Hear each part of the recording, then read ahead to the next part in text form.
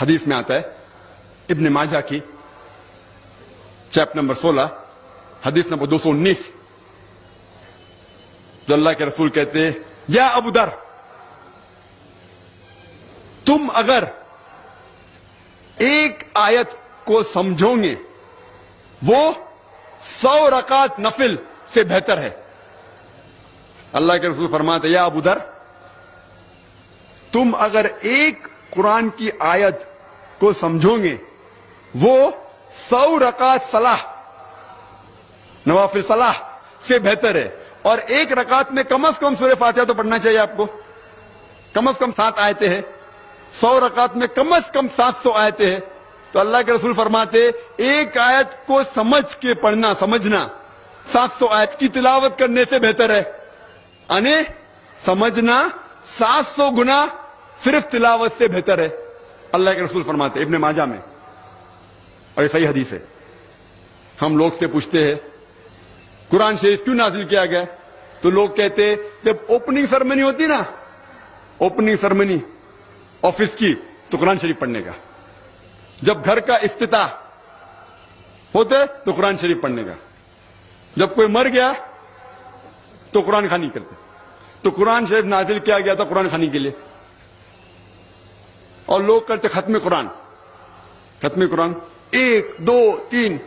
ختم قرآن کا رمضان میں 3 بار 4 بار 10 بار، الحمدللہ آپ کو ثواب ملے گا، انشاءاللہ ملے گا۔ لیکن اگر آپ رمضان میں 2 بار ختم قرآن کرتے ہیں، میری یہ رائے رہے گی کہ 1 بار عربی میں پڑھو اور 1 بار ترجمہ پڑھو، وہ بہتر ہے، کم از کم سمجھ میں تو آئیں گا آپ کو۔ اور اگر آپ چاہتے ہیں کہ اوپننگ سرمنی میں قرآن خوانی ہو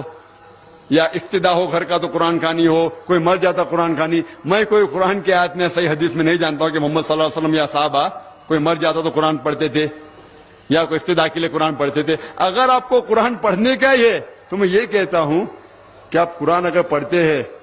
100 مائل کی سپیڈ کے اوپر، 30 لوگ کو بلاتے اور 1 گھنٹے میں ختم کرتے، تو میں کہتا ہوں کہ 2 گھنٹے کے لیے بلاؤ، عربی بھی پڑھو ترجمہ بھی پڑھو، نہیں تو 30 کے بدلے 60 لوگ کو بلاؤ۔ ایک آدمی اگر 1 پارہ پڑھتا ہے تو ایک آدمی کو بولا آدھا پارہ پڑھو عربی میں اور آدھا پارہ ترجمہ پڑھو، کم از کم وہ قرآن تو پڑھنا کا حدیث میں لکھا نہیں، لیکن کم از کم اگر آپ ترجمہ پڑھیں گے تو آپ کو علم تو حاصل ہوگا، اور انشاءاللہ کچھ چیز کے اوپر عمل تو کریں گے۔ تو قرآن کو سمجھ کے پڑھنا بہت ضروری ہے، بہت ضروری ہے۔ اور ایک مثال میں پیش کرتا ہوں کہ اگر آپ فرانس جاتے ہیں ایک ڈگری حاصل کرنے کے لیے، بی ایس سی کی ڈگری، آپ فرینچ نہیں جانتے، آپ کلاس اٹینڈ کرتے ہیں، کلاس اٹینڈ کرتے ٹیچر استاد آپ کو پی دیتا ہے، پریزنٹ، بولتے ہیں حاضر ہے، حاضر ہے تو پی لکھتا ہے، present, P for present, English میں پریزنٹ، آپ پورا سال پریزنٹ رہتے، پی ملتا ہے آپ کو، آپ خوش ہے۔ جب ایگزامینیشن آتا ہے تو کوشچن پیپر، سوال کا جو پیپر ہوتا ہے وہ آپ کو فرینچ میں ملتا ہے، آپ کو فرینچ نہیں آتی، آپ کچھ سمجھ نہیں سکتے،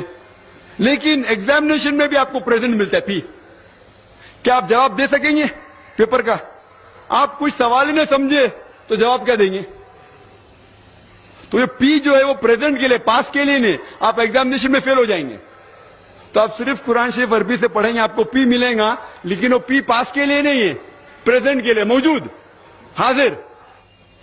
ہمیں غلط فہمی ہے کہ ہم پڑھیں گے تو جنت میں جائیں گے، صرف پڑھنا کافی نہیں ہے، پڑھ کے سمجھو اور قرآن مجید پہ عمل کرو تو انشاءاللہ آپ جنت میں جائیں گے۔